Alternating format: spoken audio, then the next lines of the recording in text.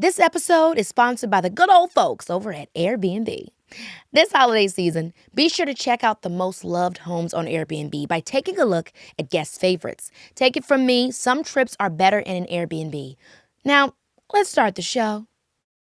You got to stand on that. Like the kids say, you got to stand on business. If that's what you really mean, you got to say that. Why would Keke Palmer play a role like this? A pimp, that's a lesbian, that's a this and that. And my responsibility, the conversation that I had with my mom is exactly the one I'm having with you right now. You'll know an honest laugh. We all know people around us that be laughing for nothing. You be looking for like, oh, bro. Original Kings of Comedy reunion. I'm here for it. Steve just too rich, man. We can't get him to do nothing that don't pay him $19 million.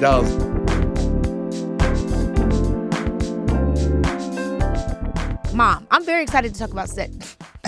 Did you go to sleep real quick? No, I was just listening. I'm very excited to talk to Cedric because he's the one I shared the screen with first. And he sure is. In Barbershop, too. A little girl. Hey. Yes! Oh, my gosh. That was such a fun memory. Yeah, it was so hot that day. I remember so hot. It was so hot, and you turned 10 years old on the set. The second day on set. And fell in love with Michael Ealy. That is where you first met him. He was such a nice young man. His father was on set. He's a very nice guy. He is. Mm-hmm. But today we're going to be talking about comedy and something that I think is really important in terms of comedy, which is the change of what is funny, right? The ever-evolving political correctness and also just political education on how things are changing and how your comedy, what vantage point of perspective is your comedy coming from? Yeah. Like, let's be inclusive, but can we be inclusive without putting people down? And what does that look like? You know, it's very, very interesting because I think a lot of situations have highlighted how hard it is to toe that line. Right. But let's start at the beginning. Who are some of your favorite comedians that you love growing up? This will be fun. Oh, my goodness. Well, obviously, you love the greats like Richard Pryor, Eddie Murphy. You know, those are probably my top all time. But like some of the new comics, I've always been a fan of people that tell stories, comedy. I could do that. And for that, I liked Ellen DeGeneres. I like her style of comedy. You know, you don't see the joke coming sometimes because you're so into the story. I also like people that are edgy, like Cat Williams. Yeah.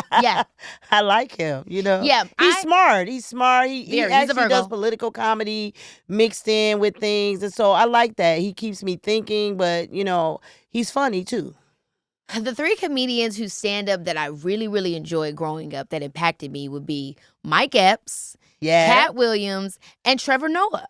Now, Mike Epps, I fell in love with his comedy. I think I was like, I don't know, 16 or something, and he was just so funny. He was talking about, it was like one of his most special stand-up where he was talking about the man that's like, get up, get off your ass, go to college. Like, and then he was talking about the white boy in the mom's basement, get my skateboard out the shop. Like, it was just so funny. And then Cat Williams, obviously, he's always funny. One of my favorites was not even him doing stand-up. He was doing an interview with this lady online, honey. It was on one of them talk radio something shows. And he was like, she was talking about the perm in his hair. And he was like, this is not a perm, honey. Won't you come run one of your gnarled fingers through it? He said and him gnarled calling her fingers gnarled. It was just so funny. And then, he has a vast vocabulary. That's and for then sure. Trevor Noah I watched when I was like a young adult. I watched his on Netflix, and I was like, who the hell is this dude? Yeah. I think it was the nuanced storytelling he did as far as the Black diaspora, where he came over here and understood the difference between what it meant to be a Black South African and a Black American. And I just thought at that time, it was just so awesome to hear somebody speak on that and be able to make it funny. You know what I'm saying? Like, I think that is the interesting thing about comedy is the opportunity that you can talk about really real issues, but you can make them funny. And if you're really good, you can toe that political correctness line by creating a space for diversity without it being bullying. Exactly. You know, and there's some great women. Obviously, I have always loved Whoopi Goldberg. I've always loved Carol Burnett. Yeah. But another one that I really love, and I just recently read a lot of information about her, was Lily Tomlin. Lily Tomlin, I'm not too familiar with. Oh, my God. Iconic. She did a show called Laughing, and, that was kind of like a precursor to Saturday Night Live. It was a lot of skits and stuff like that. But she was just she's still alive. She is a brilliant comedian and character. She did a lot of characters. There is so many different versions and styles of comedy. Like I love when Amy Schumer had her TV show. I used to watch that, every now and then, and I really love the sketches. And then also I like the movies. I never really watched her stand up, although she's obviously wildly popular for that. Right. But I liked her as well for that same reason of just that sketch comedy. And we all always know one of the most iconic sketch comedy shows is Dave Chappelle's. Yeah. Were you a big fan of that when it was out? I was. I don't know who. I mean, that whole Rick James. I'm Rick James. The Wayne Brady one was for me. That was so good. That was insane. Like Wayne Brady. Like that was so good with the Rick James. Like, I didn't put my feet on your couch. Then I put my feet on the couch. That was so funny, but that was hilarious. But like a movie, like what's a movie? Ooh. What's a movie that you saw that you just could not stop laughing? I know the one for me. I saw this movie. I laughed so loud in the movie theater. I killed it. That movie, Something About Mary. Really? I could not stop laughing. Then we had his hair. Who's that? Is that Ben? Carmen Diaz. And Ben Stiller? Yeah. I mean, his movies are always funny. Oh, my God. The moment when he took and put in his hair.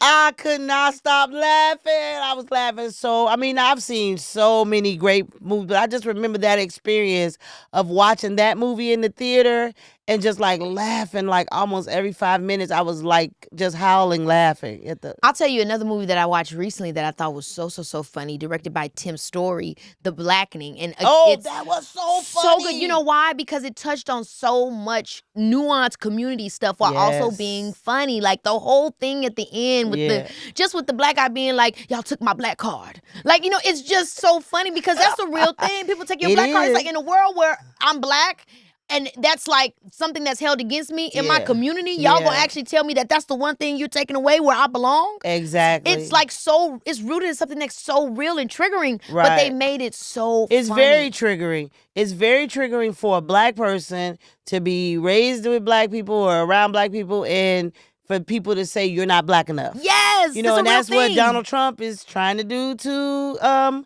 wait a minute, we took a sharp left.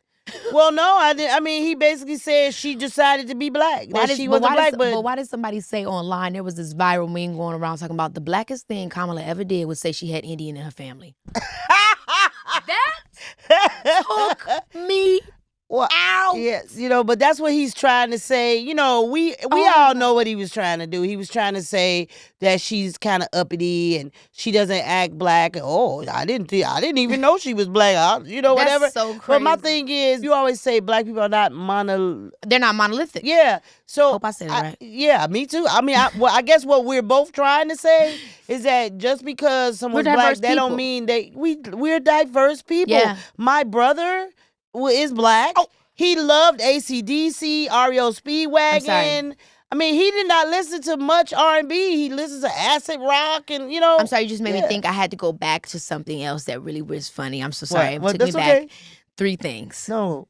Trading Places. That was hilarious. When y'all showed us that, I was on the floor. There's nothing more spectacular about Eddie Murphy. The first 10 minutes of that movie is brilliant. Yes, he's so charismatic and funny and cool. I mean, he's just so Eddie Murphy. Who gets a 3-picture deal with Paramount at 19 years old? He's just so amazing. Yeah, he's super talented. So I'll tell you this.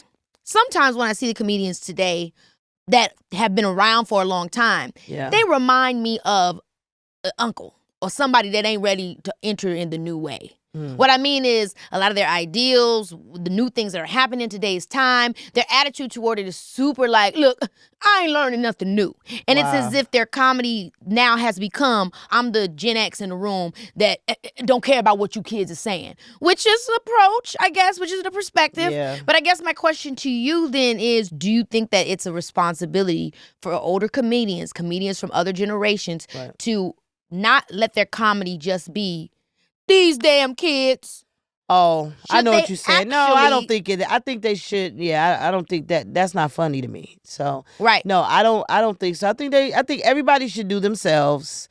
And no, I don't think older comedians should turn a whole routine into these kids today. I mean, we had a comedian. Yeah, and I'm obviously Right. generalizing. Right. But I guess for me, my perspective, when I see a lot of feedbacks from some comedians, in my mind, what I take it as when I see it, how I generalize it is they don't want to see it necessarily outside of their perspective. Their comedy and their inclusivity is sometimes lazy in the sense where it just ends up being essentially these kids is crazy as opposed to finding a new joke. Right. You know what I mean? Finding a new way to say that joke. Well, the reason why I asked you, the reason why I said what I said is because I have heard some comedians that say, with the new kids that are coming up, they have, I don't know, millions and millions of followers. They didn't study the craft. They're just, doing things to get numbers, but they can't perform in an arena. They can't do a whole set. Yeah, they can't do a whole set. So that was my comment about that. And so I hear that. I've heard, many comedians, the older comedians say that. And I'm just like, well, I mean, I think it would be nice if people studied and approached what they're doing seriously, but maybe people are, again, it's so hard to judge other people. I think both things are true, and I think that there's an audience for everything, but I do think there is some level of responsibility that comes with it when you are doing comedy or when you are a public figure, where if your jokes could put somebody's life in danger, or if your jokes are actually not helping to destigmatize. You know what I mean? I think that you have to have a level of responsibility while also sharing your perspective. And I don't think that there's any easy way to do that, especially in something like comedy, because the whole purpose of comedy is to poke fun. If my whole comedy shtick is to poke fun, then my version of inclusivity might include the same thing. Right. But that then could be a danger. And when I look I like that, what's his name? Marco? Is that his name? Mm-hmm. Is that, he does Funny that? Marco? I like his style of comedy. I've never watched his stand-up. I only see his like sketch work. I like it. I like You it. watched his comedy, his stand-up. That's the one that you interview with you. And yes, but that's only one facet of his comedy. Have you ever seen him do stand-up? I've never seen him do stand-up. Yeah, me neither. I really want to I've never seen him do stand-up, but I like his delivery, and he's not afraid to pause. You know what I mean? I like whatever he's doing is different. I like it. Yeah. Yeah. Yeah, I like him too. Yeah. I think there's a lot of great comedians out there right now, but I'm excited to hear what Cedric thinks about just like the conversation surrounding comedians of before. Yeah. As opposed to how they stay true to themselves, but also transition their conversation. So let me get into this with him, see what he thinks. Alrighty.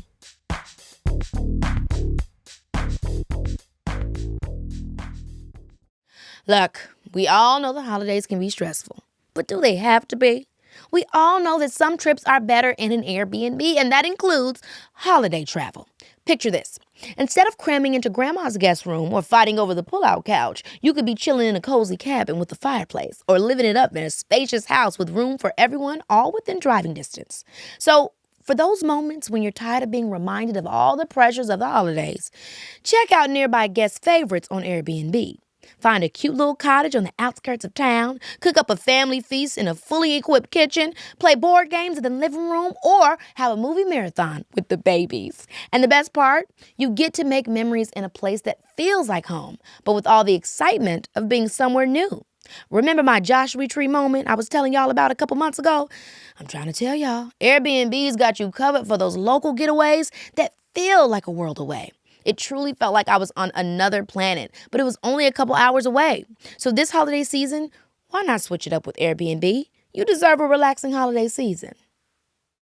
'Tis the season for year-end wrap-ups, and baby, Audible is coming in hot with this year's Best in Audio Entertainment.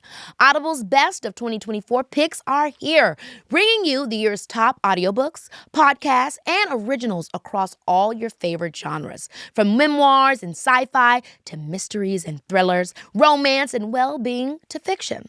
Audible's carefully curated list is the perfect way to experience 2024's finest audio offerings. You can dive into a star-studded production of George Orwell's 1984, putting a whole new spin on this grade school classic with cutting-edge sound effects and bold, dramatic choices. For those who like to indulge in romance, there's Emily Henry's Funny Story, or for those looking to tap into the strength of the American spirit, you can listen to Supreme Court Justice Ketanji Brown Jackson's memoir, Lovely One. And for my fiction fans, y'all can immerse yourself in a captivating fiction such as The Woman by Kristen Hanna or Percival Everett's brilliantly subversive James. This holiday season, give yourself the gift of imagination. With Audible, there's more to imagine when you listen. Discover all the year's best waiting for you at audible.com/best of the year. Baby, this is Keke. I am so pumped for today's guest. He is an actor, writer, director, producer, and an entrepreneur, a game show host. I mean, he's one of the original kings of comedy, and he even had his first novel, Flipping Boxcars, published last year. He is currently starring on the CBS sitcom The Neighborhood, and he also has a Las Vegas residency going on with Toni Braxton, my girl, called Love and Laughter. Cedric the Entertainer, everybody. Welcome to the show. Yeah, let's go. It is so good to see you. Baby, this is Keke Palmer. I always every time I think of you, I think about the beginning of me in this industry and us in Chicago and hot ass Chicago doing Barbershop too, and you gave me a burnt burger. You killed it though. That was one of those things where everybody saw you with that moment, knew you was gonna be famous because I was the man. I was holding that seat down and you was like, I'm gonna tell my auntie. We like, I loved you then, I love you now. And I gotta tell you, this love and laughter thing is so dope and cool because it's like what we all wanna do. We wanna have some love and we wanna have some laughter. How did you and Toni even get together to think about doing something like this? It's so unique. you know, actually, Toni and I, we've been knowing each other a long time ago. We talk about the story because the kids were a lot younger then. But my daughter and her son, they used to date for a minute. So when they were younger, we as the parents used to have to hook them up. We had to, drive to each other's house and let them hang out, and so that would leave the adults. Oh my gosh, that is so hanging out, chilling in the kitchen, and so we ended up being cool. And when this idea of doing something together in Vegas came up, it felt right and it felt fun and unique. And we both loved it. Once we put the show together and knew we could have this kind of Sonny and Cher, Donnie and Marie kind of thing happening on stage, and it's killing. I absolutely love it. And I can't wait to see it. I need, go ahead and count me some tickets real quick so I can get in there. Easy, please. You're done. Hey, you got to do me like you did Usher, though. You got to come in there and be all. Come on, let's break the internet. Let's break the internet again. I just mean, let's start kicking up using you, baby. I got to talk to you about how your comedy has evolved because I think you, somebody that's been in the game for so long and have never lost your juice from the early days to Kings of Comedy, to Johnson Family Vacation, to now what you're doing on The Neighborhood. It's just always continued to evolve. But I think in order to get there, we got to start at the beginning. When you were a kid, what were the kinds of things you found funny? Who were some of your comedy heroes? I grew up in an era where we had very few Black people on TV, but the ones that, of course, Flip Wilson was one that I loved. And he was really kind of entrepreneurial in a lot of ways. When you think about, he was the kind of person that had his own TV show, a Black man. He was stylish, where he presented himself. He was darker hued, all the things that I could identify with as a young kid, like looking at him and saying, oh, I could be that. And I saw it on television. So he was one of those ones for sure. Jackie Gleason was one, again, he was a big man, light on his feet, dance smooth. And then, of course, it came into the Eddie Murphys of it all, the Richard Pryors. All of these people became what I wanted to be as a performer, and especially growing up in a little small town in Missouri before we moved to St. Louis. Wow. Missouri, St. Louis, Midwest. I'm from Illinois, okay? We got some of those same vibes. Yeah. What about it, or what was the time that you realized that you actually wanted to enter comedy and more specifically stand-up? Because, comedy is, you got movies, you got comedic actors, but you started out doing stand-up. So what made you want to do that? I always knew that I could perform. So like throughout my high school years, even in college, I was in plays, I would be in singing groups. I would do all these things that kind of entertain people. I even wanted to go to a fame type high school, but my mother, who was an educator, a school teacher, she really believed in just, the kind of the A, B's, and C's of it all and didn't believe that was a way out. And so she wouldn't really let me go to the performing arts high school. So when I got to college, that's when I started to stretch out. I would take classes where I could be creative, and I'd do more plays. I'd be in the groups. I'd be in talent shows. And so, that's when Black comedy really started to grow. The Wayans brothers started to pop off. You started to see people like you in kind of your peer group. The Chris Rocks came on the scene. People like you started to recognize, the Steve Harveys and people you like, all right, these guys are in my age group and it seemed a little more attainable to do stand-up. And that's when I first decided to do stand-up. And first time I ever tried it, I won $500 and I was hooked. I was like, come on now. I've played every now and then. I did a little, 5-minute stand-up things before, but I got to tell you, I mean, it's such a genuine craft, and knowing what you want to write about or what you want to talk about up there, it's an art form. How did you know what you wanted to write about the first time that you did it? What did you know, or was you up there freestyling? No, I had somebody give me a guide, and luckily for me, I had a guy that was a professional stand-up. He would take things that I'd say and show me how to shape it into a joke. Like he was like, that's funny what you just did. Like, blah, blah, blah, let's do that. Put that on the show. Wow. So when the first time I did comedy, this guy was a professional comedian. He basically took things that I would say already and made the set for me. Like go from here to there, do this, do that. Who the hell was this dude? I need to find him. Oh, Percy Cruz. Percy Cruz the second. Shout out, says St. Louis. Percy Cruz the second. He's still out there doing it. He still be going hard. That's amazing. That's amazing. What do you think it was as you started to see and grow that separated you from other comedians? Because like you said, there's a lot of people doing stuff at that time. And it's hard to stand out. So what was it you think that separated you from other comedians in your style of comedy? I really think it was the idea at that time, that I did so many things on stage. Like you say, I would dance, I would sing. I had the ability to kind of articulate it in a code switch way because I went to college, I worked in corporate America. So my jokes wasn't just hood, even though I lived in the hood. So I would have some hood jokes. I would have jokes that could talk to the corporate crowd. So I just had this way to kind of make sure everybody felt like they was invited.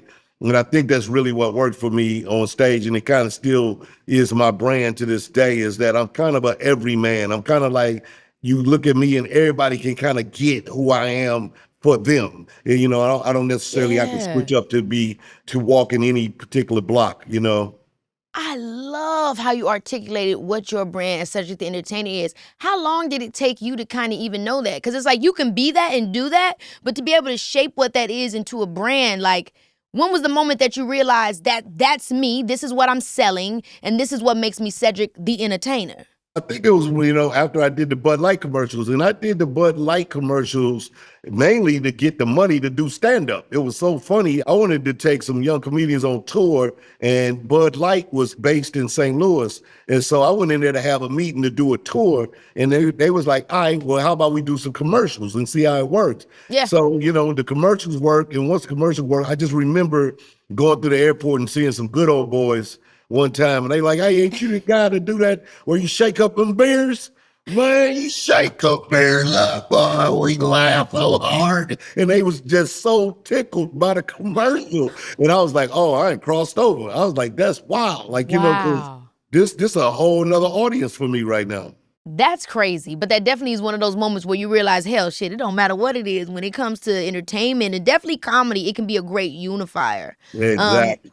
And then you said something that was really interesting to me, that you was trying to get dudes together to go on tour. That made me want to just switch gears real quick to think about Kings of Comedy and how that kind of came together. And, I'm thinking about you and Toni, how you put that together. Was Kings of Comedy something that you went into, or was it something that you kind of was a part of curating?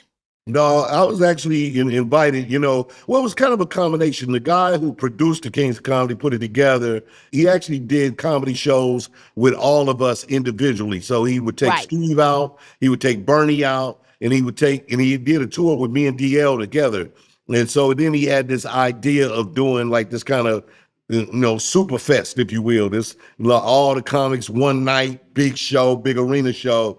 And so it was his idea to create the Kings of Comedy. And when it worked, man. We were out there at a time when nobody was quite doing it. That we had individual people doing arenas, but not where it, like all your favorites kind of show up at once. What was your career like before then, and how was it impacted after the success of Kings of Comedy? I was on an upward trajectory at the time. I mean, before Kings of Comedy, there was the success of Comic View. I was the host. So I had already became like a household name, especially in African-American households. because Comic View came on every night. So as the host of Comic View, I became like a pretty well-known name. So I was going around doing theaters, performing. Actually had, landed the Steve Harvey show on that was on. Me and my family watched it every single time it came on, man. I grew up with you in my household. So, that is so true. Like, you were somebody we always knew and loved. That's why it was so amazing to me and my family when I got the chance to work with you on my first thing, dude. Yeah, man. And I don't take that for granted because, a lot of these things are, of course, luck and, being in the right place at the right time. But, even doing Comic View at the time back then, I did Def Comedy Jam, and that was on HBO, and to do BET was considered a step back. And I remember a lot of my peers was like, don't go back, dog. You already on HBO. And I was like, man, I got all these new jokes. I just got to tell them. And I didn't even know that I was going to become the host of Comic View. I was just going on there to perform. And that led me to be the host. And that put me in a lot of people's households even more so. And then Steve Harvey show came along, another, great opportunity. And then the Kings of Comedy came. So, after that, it was just like, great runs from movies to more television to just really, just the whole rest of the story. Just been, one step at a time and always hustling, always kind of looking at what's new, what's next, never really getting relaxed in any of it. Yeah, never really getting relaxed in any of it. That makes me think about something that you said in the original Kings of Comedy. You talk about the hope factor and the wish factor. And you say white people hope nothing goes wrong while black people wish something would start trouble so that they can retaliate. Do you think that's true? Was that from a story you got sponsors, Keke? That's what I said. That's what I said on Kings of Comedy. I wish things would never be complicated. But that's what you read on your paper. That's what I read. So we got big sponsors. Okay, no worries. I got it. I want to make sure I'm following the rules. I'm hollering. You're too much. I cannot. We wish more would. No, okay, no. I'm gonna leave you alone. You can beep it. Actually, we don't beep nothing on this show. All right, all right. No. My mama cursed like a sailor, child. I love it. Going back to what I was saying, something that's happened now, obviously, is there's so much political correctness that surrounds comedy. Yeah. Was it that way then? And when it comes to comedy back then, were you thinking about political correctness then? Or was it just kind of not even a thought process, and that's become really more of apparent now because of social media and people being able to say how they feel and more commentary? Yeah, I think the more exposure people got and the opportunity for people to express themselves individually definitely allowed this world of cancel culture, the idea that you saying one thing that's out of bounds or offensive to a particular group of people could actually ruin your career. I mean, comedians were definitely super fearless back then. You had the opportunity to say things. We were looking at Bernie Mac's set on Kings of Comedy. And again, he's legendary to all of us. Everybody know Bernie Mac, but if you look at Bernie Mac's set on Kings of Comedy, he couldn't say none of that stuff today. You couldn't, none of these jokes that made him famous, would be all cancelable, talking about a little nephew and how he grew up. And I mean, like these things, and he was like bold and he was just saying them in this matter of fact kind of way, which again felt authentic and real to us. And we loved his delivery and his honesty. And yet, like nowadays, that would be unacceptable. Yeah, and it's true. I remember I was talking to some friends about it, where it's on one side of the spectrum, there's this reality that, hey, you're a public figure. You have a responsibility to, evolve in these areas that, are going with the times. And then there's another side where people are saying, well, this is my audience. This is what they expect from me. This is my style. This is what I'm going to stick to. How do you find your balance in between staying true to what's you while also, like you said, I mean, you're Cedric the Entertainer. You are a comedian that is able to be accessible to all different types of groups. That is also just who you are. But even still within that, how are you able to maintain your authenticity, I guess is what I'm saying, in the midst of this kind of tension? I mean, I do think it takes a degree of honesty of recognizing what's really real in the world. Of course, if you have something that you have to say, that you want to say, then you have to, you have to stand on that. Like the kids say, you got to stand on business. If that's what you really mean, you got to say that. And at the same time, I do believe that there is growth. There is an opportunity for someone to look at something and go, is this disrespectful? And if so, how can I say this without necessarily being like blatantly disrespectful? But I still want to say what I need to say. And that just takes a little creativity, a little thought process. And again, that's the work that we have to do as human beings. But, I think that causes you in a lot of ways to be a better comedian because you now realize that you're really just trying to land your point. You're not really trying to offend people. So, I think unless you truly trying to offend somebody, which is that's a different motivation, right? Because without literally knowing that you trying to offend me, then of course that's what you're gonna get. But if you trying to make a point about something, I might be willing to hear you out, which is any argument, right? Yeah, that's so true. And I love how you put that because that really is the point. And comedy is such an amazing art form to be able to do that, to be able to talk about something precious and make it relatable, bring it down to earth. But yeah, the balance of being able to do that without being offensive, it takes somebody that's really, really well crafted and very well skilled. I'm curious to know how someone at your prestige tries out your comedy. And I know comedians, you guys are all used to this, but I remember I was having a conversation with Eddie Murphy and I was asking him about stand-up and he said it got to the point where he'd go on stage and people was just laughing at anything. Where people, it's like he don't even know if the joke is funny. People just laughing because, hey, I'm Eddie Murphy on stage. And I imagine it could go in the reverse where you'll go on stage and because you are who you are, people don't want to laugh. So with being a celebrity and a high-profile comedian, how do you test out your jokes in spaces where, everybody knows you? You don't get the same reaction as somebody who's a new comedian. Well, it is an ebb and flow to that too, because you're right. It's moments when you walk into a friendly room and of course everybody is they just there to love on you. And you can say anything and it works. And then you walk into a room where the skepticism exists, right? Now we live in a room where people have their favorites and they have who they like and what they want.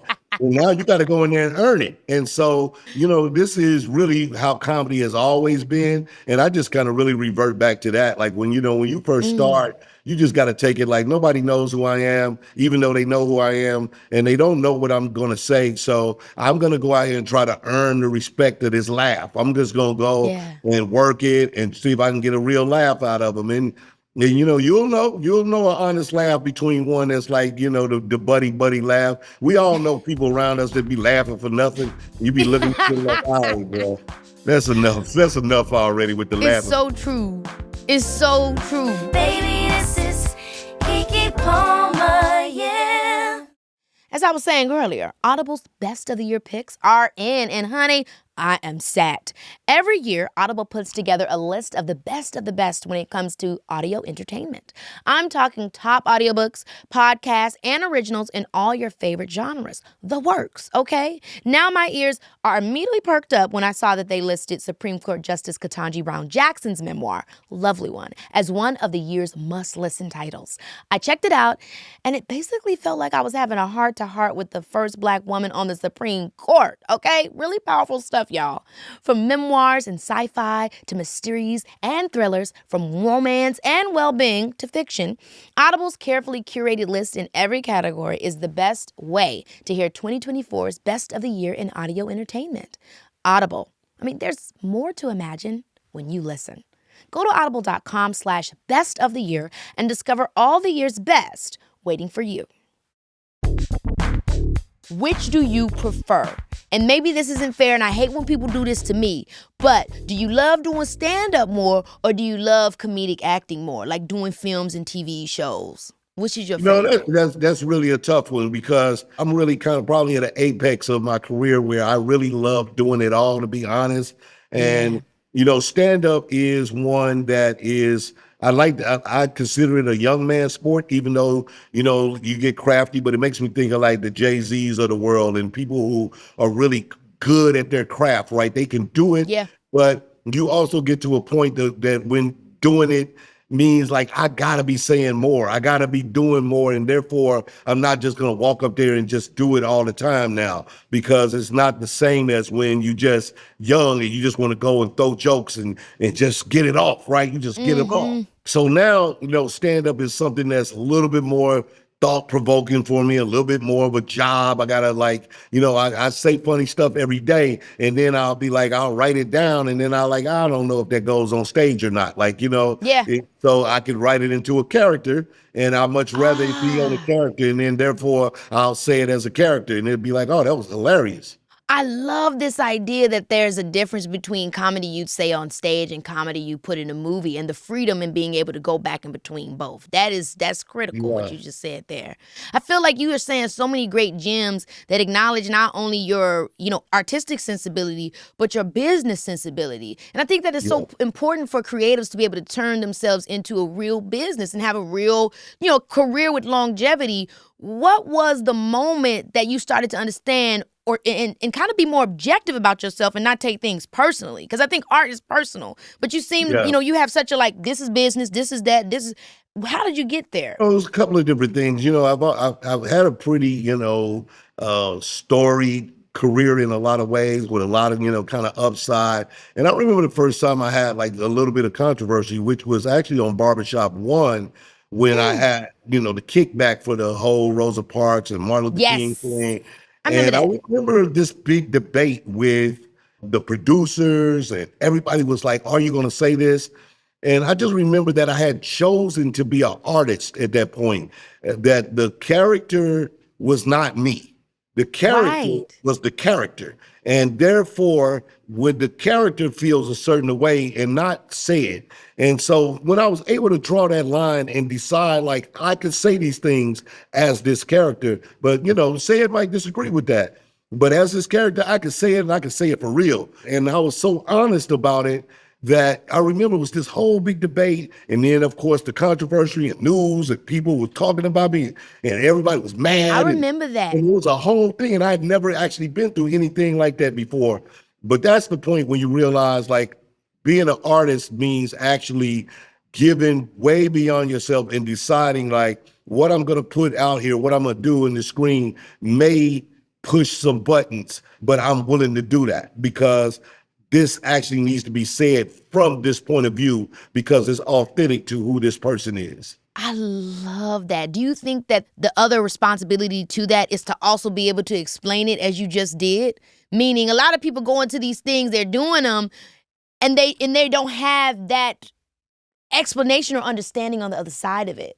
Well, for sure. I think, you got a responsibility. I mean, as an actor, especially when you're doing character work or you're being playing a role, it should be a responsibility of really defining the backstory of this character for you so that you can find some freedom in the words. You can find some freedom for the director that's wanting you to find something in there. Like, you played a pimp. And, you played literally, I was just thinking, I was like, literally, I played a character where people were like, why would Akila be? Why would Keke Palmer play a role like this? A pimp, that's a lesbian, that's a this and that, and all these things that people dehumanize. And my responsibility, the conversation that I had with my mom is exactly the one I'm having with you right now, where I said, as long as I can stand 10 toes behind it, and I can tell you what it meant to me, what it was for me to play this character, then hell, I could play any character I want to play, as long as I know why I'm doing it. And the thing about it, you played at a time, and then the identification of that character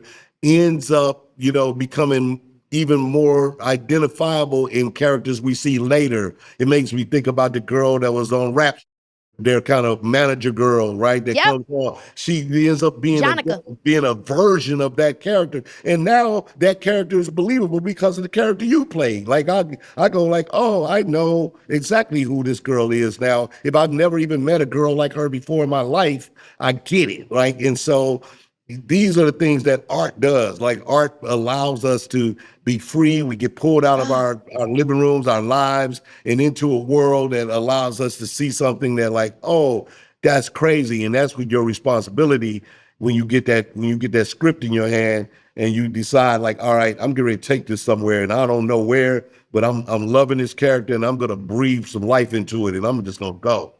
And that's the thing I love the most about entertainment is what you just said, is the ability that art has to just humanize our stories and make us connect on something greater. And I wonder if you feel the same way I feel, where sometimes I don't know that people realize how much depth there is in comedians and people in comedy and how they see things from this vantage point. Because, I think comedy, the way that it's viewed, is like, to be a dramatic actor, to cry on screen, you really did something. But to make somebody laugh about something that they should cry about, to make somebody feel like they can talk about something they never thought they could talk about, to create a character that allows people to see things from a different perspective, that comedy has that ability. And I often wonder what that is, Yeah. No, you're right. Those are the emotions that people kind of live by, right? We kind of either, operate with our fears or our anger, or we operate in spaces of joy, right?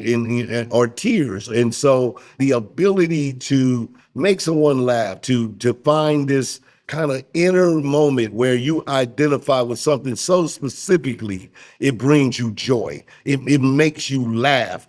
I think that's a skill set that most comedians, we look for, we strive for, and usually it comes from their honesty. Some of the best comedians, they just honest on stage, and even if you find them offensive, you'll be like, that was wild. Like what he said was wild, but that was, in a way, I guess if I was out of my own way, yeah, that would be funny. But, because it's too personal for me, I didn't think that was funny.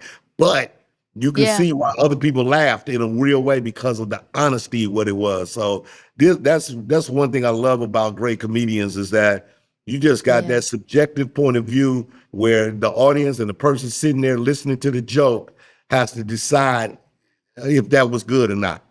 And that's what makes it so hard. Out of all of the art forms, being a stand-up, walking up there with a microphone, you don't have no drummer, you don't have no backup singers, people don't know the words already. You know what I'm saying? Like, there's so many things you don't have. You have to literally go grab their attention and hold it to tell a joke, to set them up, to get to the punchline, to drop it off, and hopefully it worked. That's crazy. It's crazy, but you are amazing at it. And not only are you an amazing comedian, like I said, you're an amazing businessman. And I hear you got a barbecue sauce brand. Yeah. Like, get me in on this real quick, because I love me some barbecue. Yeah, so Anthony Anderson and I wish I'm in my office, I didn't have it, but we have AC Barbecue. It's a barbecue lifestyle brand. It's really great where, we got rubs, sauces, tools, spatulas, tongs, and we're in Walmart, Lowe's, Amazon. You can grab us all over the place. We got restaurants coming. We got the TV show Kings of Barbecue that we do that's on Hulu that you can watch. We got a podcast coming. So we're really growing this world of barbecue. It's something that we both identify with and recognize that barbecue, which is something really belongs to the culture, didn't have any real African-American representation on a national level. And so we took the opportunity to feel like that was good. And we, in over a year, built a fantastic brand. And so we got a restaurant coming in Century City Mall here. We're going to be on 6 college campuses this season. Jackson State being one of the first ones. Arizona State, Cincinnati. Well, Howard's coming. We outside right now with that Q. We smoking. Okay. All I know is when the podcast is up and running, I better have a plate there while I'm answering them questions. Yeah. And then I got my wine. I got a wine. This is what I named this after my mother. So this is Seta. My mother's name was Rosetta. So Seta wine. I got a red, white, and a Napa Valley red, which is a little more expensive wine, but you can people can go and drink this wonderful wine. We got this out. You can grab it online, smithdevereaux.com, or if you're in Atlanta, go to Total Wines and More and you can grab it. I love that. We got wine, we got barbecue, we got love and laughter, you and Toni. And you said right now you just started back with The Neighbors, right? The Neighborhood is back on season 7. Woo! Man, I know that must feel good. You've been on a lot of successful TV shows. I mean, The Neighborhood, like 7 years, man. That's awesome. Congratulations. Yeah. And also producing the show. We got, I produced 2 shows. We got Johnson, that's on Bounce, that's in season 4. That's rocking. And then Crutch, which will be coming on with Tracy Morgan. That'll be on Paramount Plus. That's another show that I produce with my company of Bird and Berry Entertainment. So I absolutely love Tracy. Oh my gosh, that's gonna be good to see him on there, man. Legend. Yeah. Well, I thank you so much for being on the show. It's always so good to see you. Always so good and hear about everything that you're working on. Yeah. Now, before I let you go, though, I always play a game with my guests, and I'd love to play one with you. Let's go. Okay, so it's called Here For It or Nah. Basically, I'm going to name something that you might have an opinion about, and then you tell me if you here for it or nah. Sound good? I like it.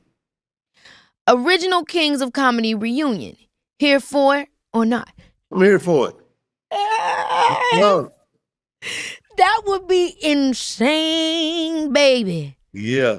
Steve just too rich, man. We can't get him to do nothing that don't pay him $19 million to show up. No, it's so true.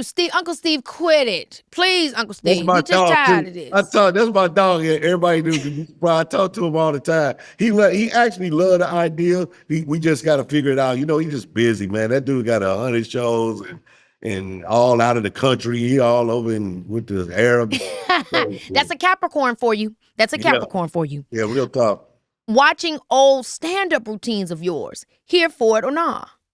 I'm here for it. I'm here for it. So do you watch it sometimes and think about yourself? I like to go and watch some of my old stuff. My wife really thinks that's super ridiculous. She'll come in and be like, "Really? That's what you're doing?"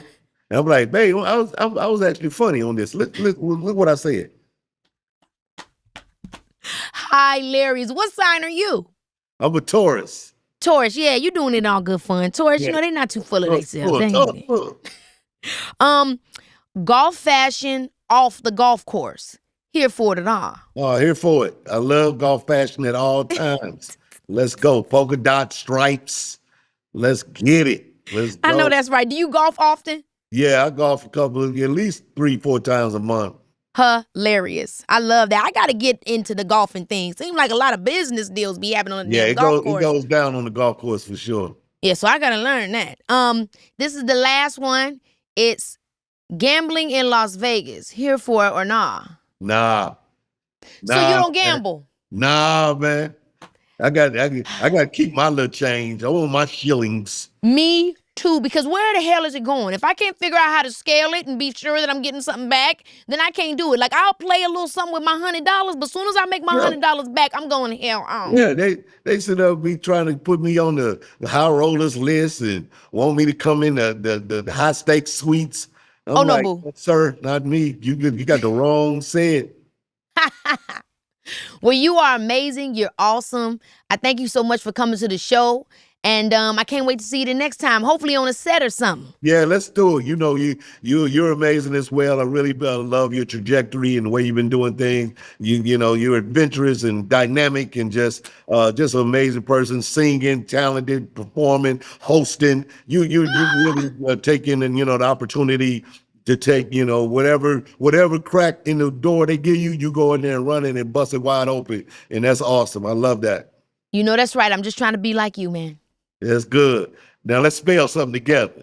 Okay. T-K-E. We don't even know what A-K-E-E-L-A-H, period. With the pants though. Everybody love that movie. That movie's so legendary right there. Man, that movie, I never knew how that movie was gonna change my life, man. That movie really did change my life. Oh, yeah. Crazy. Perfect. Well, not only does Cedric know how to entertain us with comedy, but he also knows how to entertain some really interesting reflections on comedy. I don't know if that conversation got me any closer to wanting to do stand-up or anything like that, but it sure did give me a greater appreciation for it. I'll see y'all next time because you know it's your girl. Baby, it's just